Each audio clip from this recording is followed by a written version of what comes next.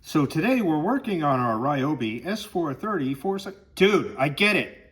Big title says Ryobi S430 4-cycle weed trimmer. Just show me how to change the air filter. All right.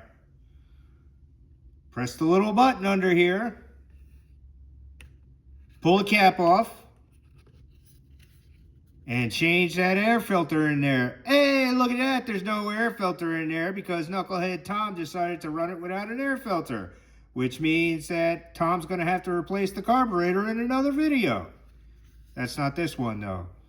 We're going to take our Amazon air filter and we're going to slide it in there. Make sure it fits in there the way it's supposed to. Then we're going to line up the tabs on the top.